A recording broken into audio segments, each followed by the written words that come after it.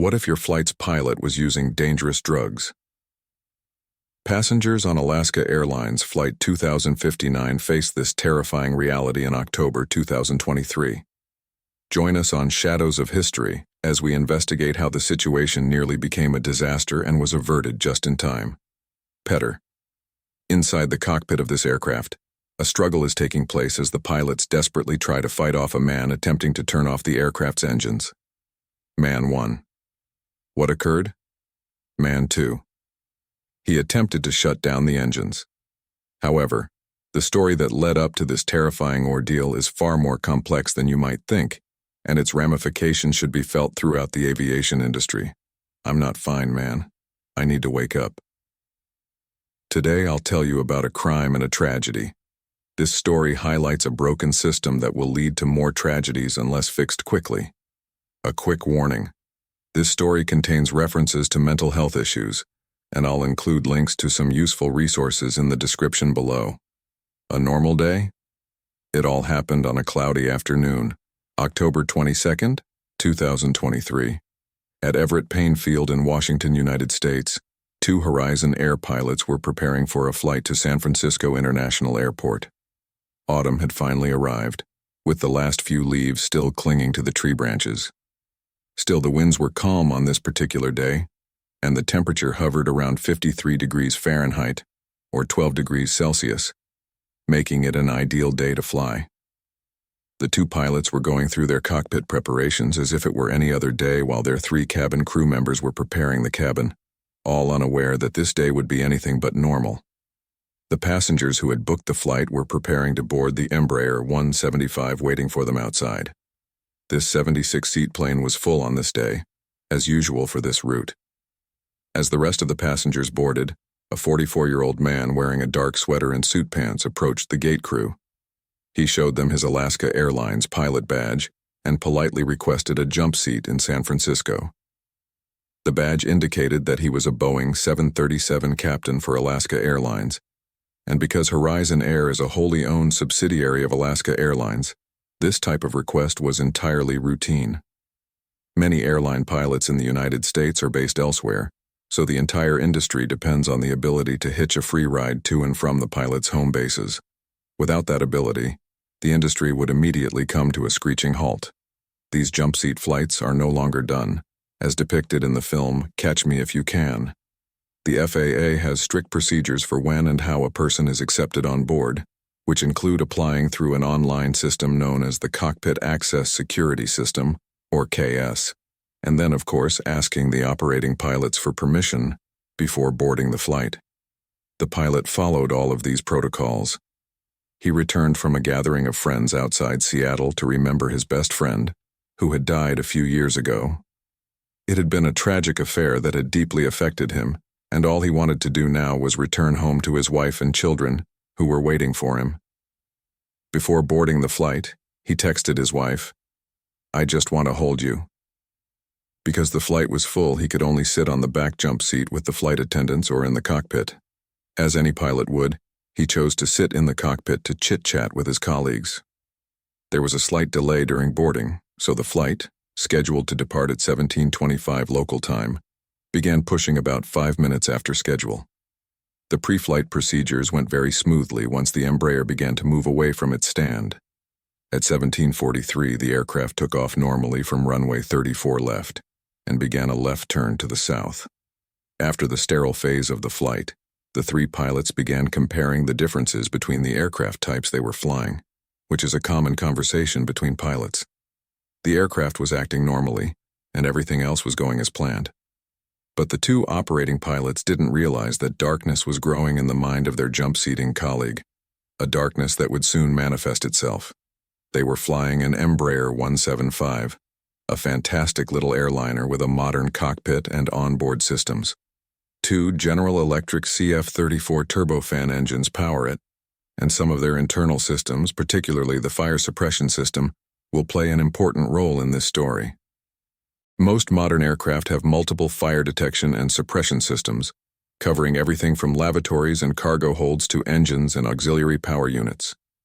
The engine's fire detection system consists of 2 independent fire detection loops that monitor the temperature around some of the engine's key components. If both loops detect a temperature high enough to trigger a fire warning, the cockpit fire alarm will sound. The engine's instruments display a fire warning symbol, as well as a variety of other warning indicators. These include the associated fire extinguisher handle, which is located in the overhead panel and will illuminate red to indicate which engine is on fire. If this occurs in flight, the pilots must quickly determine what is happening and which engine is involved, and then execute memory items. Memory items are checklist items that must be completed by memory because they are time-sensitive. The pilot flying will focus on continuing to fly the aircraft. In contrast, the pilot monitoring will begin executing the memory items by first disengaging the auto throttle, determining which engine is affected, moving the thrust lever to idle, selecting stop, and pulling the fire extinguisher handle. Pulling that handle immediately closes the fuel and hydraulic shutoff valves, isolating the engine from these systems, and the engine bleed air and cross-bleed shutoff valves. This first movement of the handle aims to isolate and shut down the engine, hopefully putting out the fire. The next step is to turn the handle, which releases a tiny explosive charge next to the fire extinguishing bottles, allowing the fire retardant to enter a pipe leading to the affected engine. Once that is completed, the engine will most likely be unable to restart, which is undesirable in the event of a fire. However, when the handle is only pulled, the first step can be reversed by pushing it back in and reopening the affected valves. Now, in the Boeing 737 that I fly, because these handles can shut down the engines, a solenoid locks them when there is no fire. For example, they can still be pulled up if a QRH checklist requests it, but this requires pressing an override button to release the handles from the lock. However, that is not the case with Embraer. Its handles can be pulled at any time, which will become increasingly important. They were eventually cleared to climb to flight level 310, their planned cruise level, and after leveling off, the pilots began completing their cruise procedures as the aircraft passed over Oregon. These procedures would have included some paperwork and verification of fuel and pressurization levels, but they are typically the most relaxed part of the flight. Until this point, none of the pilots noticed that their colleague in the jump seat had begun to squirm slightly in his seat and appeared increasingly stressed and agitated. About 10 minutes after the aircraft had reached cruise altitude, he threw his headset forward into the cockpit and called out, "I'm not okay." Within seconds, he jumped out of his seat, reaching for the two fire extinguisher handles placed directly above where he was sitting. 30 years ago. Stop. Let us pause to consider this extremely bizarre situation, which makes no sense. Before I tell you what happened next, let's go back in time to see why this loving husband and father of two was about to shut down the engines of an airliner at 31,000 feet, putting his and everyone else on board's lives at risk. Joe was the pilot in the jump seat. Joe had known he wanted to be an airline pilot since he was in 5th grade. He was completely fascinated by aviation and everything related to it, so when his parents gave him a test lesson as a gift, they sealed the deal. This was what he planned to do with the rest of his life. Back then, he was also relentlessly teased at school by some of the kids, and to help him deal with that trauma, he met with a therapist for the first time, which helped him tremendously. Like most people who have bitten the aviation bug, Joe spent most of his free time figuring out how to earn money to pay for flying lessons. He was very hardworking and even advertised in the local newspaper that he could come over and mow people's lawns and do other chores to help pay for his training. In short, he did everything he could to achieve his goal, which sounds identical to my story and how I got into aviation. He eventually began flight training at age 15, received his first license at 17, and after graduating from college, his dream came true when he landed his first commercial airline job flying for Horizon Air. He worked for them for a while before moving on to Virgin America, and after they were purchased by Alaska Airlines, he rose to the rank of captain and later instructor, initially on the Airbus fleet. During this time, he met his wife and began a family, becoming the father of 2 children. He was universally regarded as a well-balanced, calm, and level-headed, someone you could trust and who wanted the best for everyone. His career was going well, and the fact that he had become an instructor meant that he could spend more time at home with his family, which he thought was extremely important. Again, that sounds just like me. Everything was fine for Joe until 2018, when his best friend, who also served as best man at his wedding, died unexpectedly while on a business trip to Hawaii. Joe helped bring his body home, and the sudden shock of grief hit him so hard that he decided to return to therapy. His therapist quickly recognized that Joe's problems had progressed beyond normal grief and began to resemble the early stages of clinical depression. This was most likely something he had been struggling with for quite some time without realizing it. Depression, also known as major depressive disorder, is one of the most common mental health issues we face, affecting anywhere from 5 to 17% of the population at some point in their lives. The therapist informed Joe that she could not provide him with a formal diagnosis, but that he would benefit from speaking with a doctor who could do so and possibly prescribe antidepressants. But now we get to the problem. After hearing this, Joe did some quick research and discovered that any use of antidepressants would likely mean he would temporarily lose his medical certificate and be grounded for an unknown time. A broken system. Aviation authorities around the world, including the FAA, have long taken the better safe than sorry approach to mental illness, enforcing stringent medical requirements to keep these issues out of the cockpit. This has meant that once diagnosed with a mental disorder, particularly if medication is involved, the road back to the cockpit has traditionally been very long and complicated, with several hoops that pilots must jump through, including sometimes lengthy waiting times for evaluations, on top of the already very heavy stigma that mental disorders carry. And while this has likely improved in recent years, the stigma remains very real, with the FAA even approving some milder antidepressants for pilots in 2010. With this in mind, pilots tend to avoid seeking help, even when it is obvious they should. Many of you probably think, "Great, I don't want any depressed pilots flying my plane, and we need stricter rules." But while that is a perfectly understandable first reaction, it is also extremely dangerous. Pilots are humans, just like everyone else. Even though we must undergo stringent evaluations before being hired, this does not make us less vulnerable to mental health issues later in life. Loss of a child or spouse, extreme financial stress, constant work pressure, and changes in sleep rhythms are all potential triggers for depression. I guess that pilots are neither more nor less likely to have it. So, with that in mind, what do you think happens when a pilot begins to suspect that help is required, but also realizes that seeking help could result in a significant loss of income, or even the permanent loss of license and career? Yes, the problems may be hidden, swept under the rug, and possibly never properly addressed. In the worst-case scenario, the pilot may even begin self-medicating to get some relief.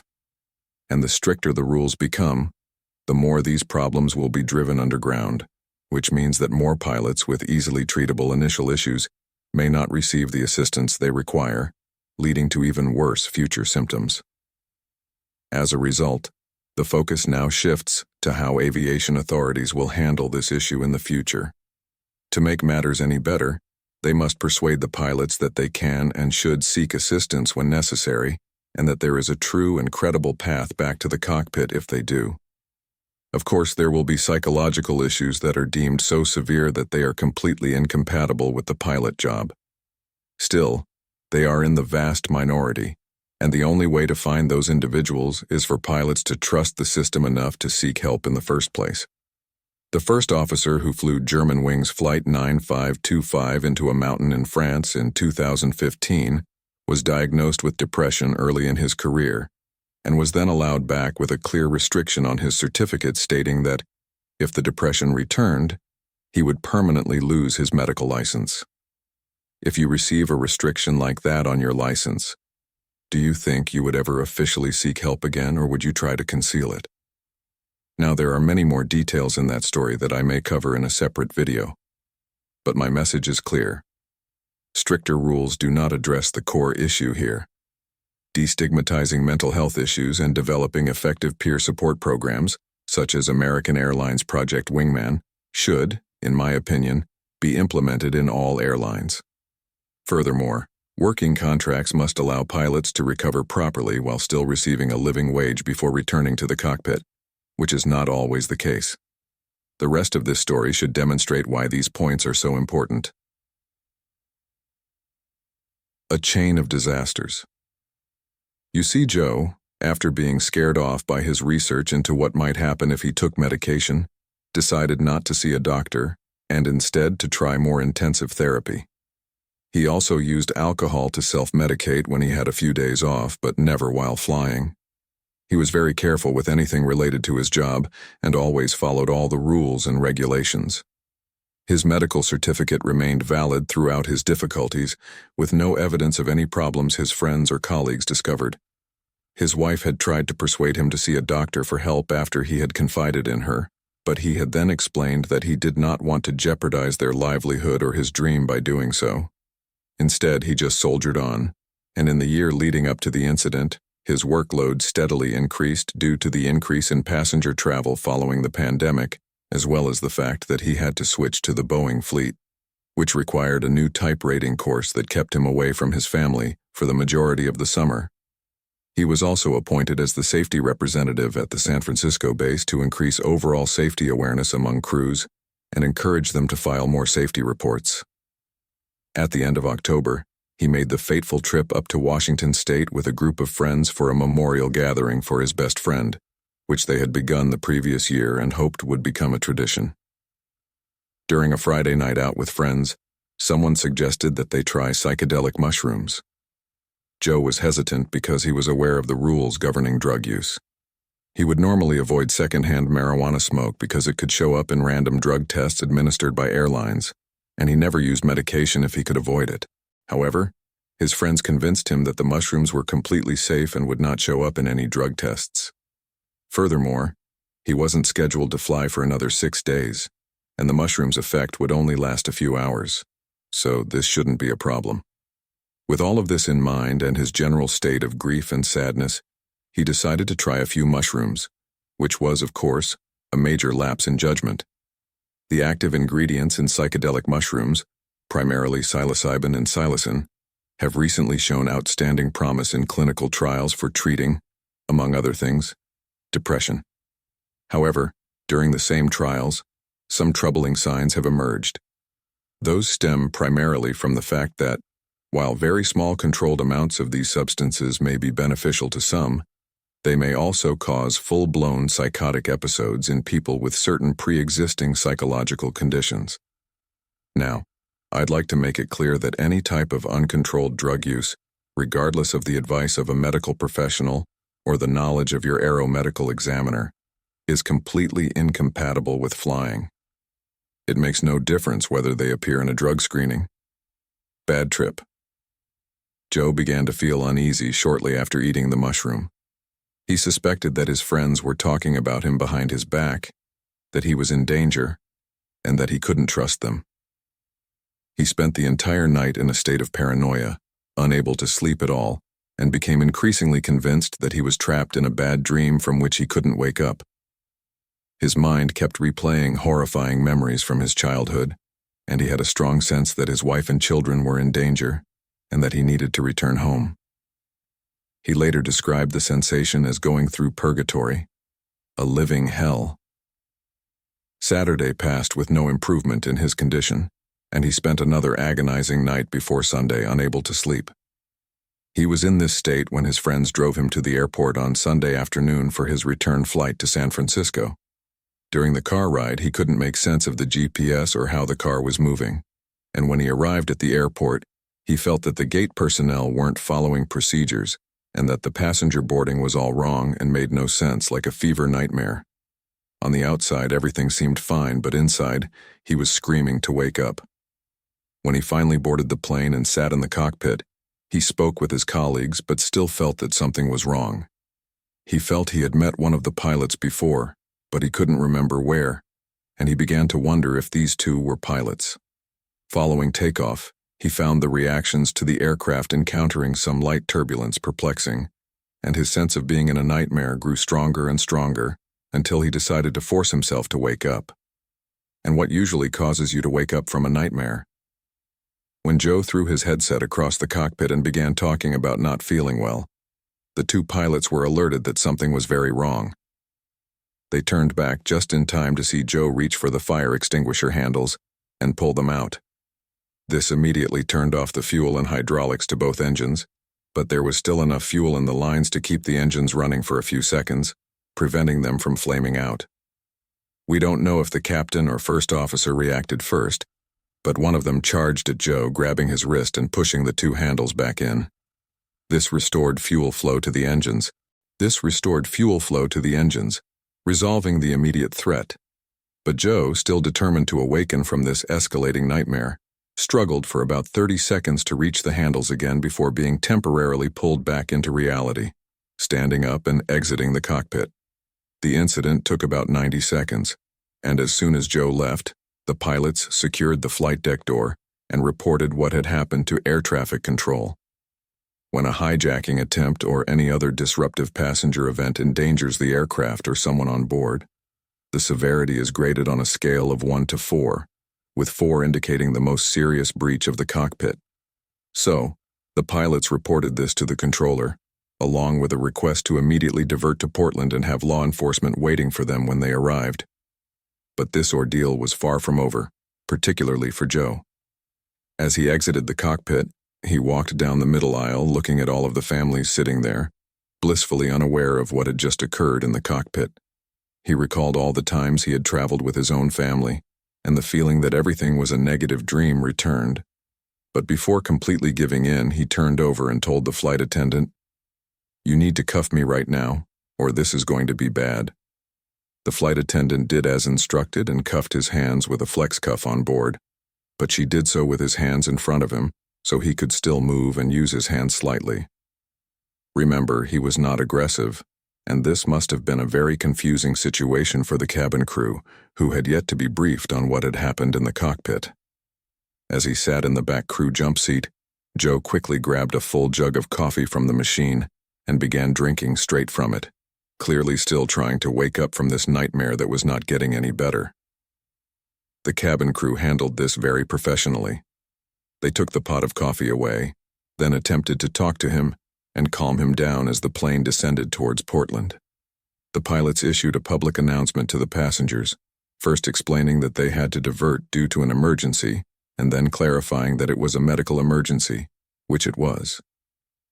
During the descent, Joe kept asking the flight attendant if this was real or a nightmare, and he then took out his phone and texted his friends, explaining that he was having a mental breakdown and had attempted to crash the plane. He also sent another to his wife, who said he had made a huge mistake. At one point during the descent, he reached over and attempted to open the emergency exit so he could jump out. He assumed that doing so would wake him up, but the crew could stop him by gently removing his hands and continuing to engage him in conversation. Very impressive work. About 20 minutes after the incident began, the aircraft safely landed on runway 28 left in Portland, taxied into Gate Bravo 7 and shut down their engines. As soon as the doors opened, armed law enforcement entered the aircraft and escorted Joe out, with most passengers unaware of the drama that had just unfolded.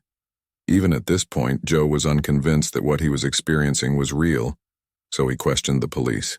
When the arresting officer confirmed that it was, Joe responded, "If this is real and all of that is real, then I have done something unfathomable to me." Joe was taken into custody, and it took until the following Wednesday, 5 days after he had eaten that mushroom, before he truly came to his senses again. He now faces 83 charges of attempted murder and reckless endangerment, a call for change. There is no doubt that what he did was wrong, and I am not defending it, but Joe never intended to harm anyone because he was convinced that he was only dreaming and experiencing a severe mental episode. This, in my opinion, is an excellent example of what can happen when mental health issues are not addressed promptly. Consider a different scenario.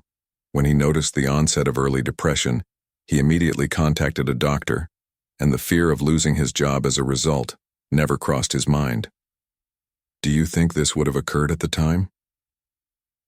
In a statement, Joe stated, "I am horrified that those actions put myself and others at risk." He added, The crew dealt with a situation where there was no manual or checklist, and they did an exemplary job keeping both me and the rest of the people on that plane safe. This quote comes from an interview he did in jail, and it is part of an excellent New York Times article by Mike Baker, which I have linked to below.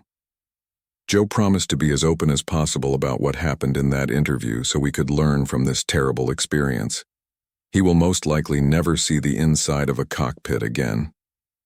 Still, in an ironic twist, this incident and his honesty in highlighting the flaws in the aviation industry may save more lives than he ever endangered on that day. As a result, the FAA announced the formation of a pilot mental health committee with the specific goal of identifying ways to break down the barriers that prevent pilots from reporting mental health issues. They also hope to use this group to help improve pathways back into the cockpit for pilots who have experienced a mental health episode. We pilots must eventually believe that these regulatory actions are effective, begin working with the system, and admit when we are not feeling well. We are not superhumans. We become ill just like everyone else, both physically and mentally, and we must remove the stigma that currently surrounds it. The importance of monitoring and maintaining your mental health cannot be overstated, and if you work in a profession that makes it difficult to find time for quality mental health care, or if you believe your situation does not allow it, let me introduce you to today's sponsor, BetterHelp. BetterHelp makes access to therapy extremely simple, removing many of the traditional barriers to seeking therapy by making access extremely simple. You use the link provided below, complete a brief questionnaire, and within 48 hours, you will be matched with a licensed mental health care professional with whom you can speak directly from the comfort of your home or wherever convenient and safe. My self-esteem and productivity have improved since I started using them over video calls, which was more relaxing and convenient. However, you can also contact them via messaging or phone calls. I know how hard it is to start feeling better, but BetterHelp was created specifically to assist you with this. I've received emails from followers who have used the service and praised the assistance they received. If you want to do the same, go to betterhelp.com/mentorOurPilot and get 10% off your first month. This may be the most important decision for you and others. Thank you for watching. If you liked this video, please subscribe and enable notifications for more stories. We'll be back shortly with the next one. Take care.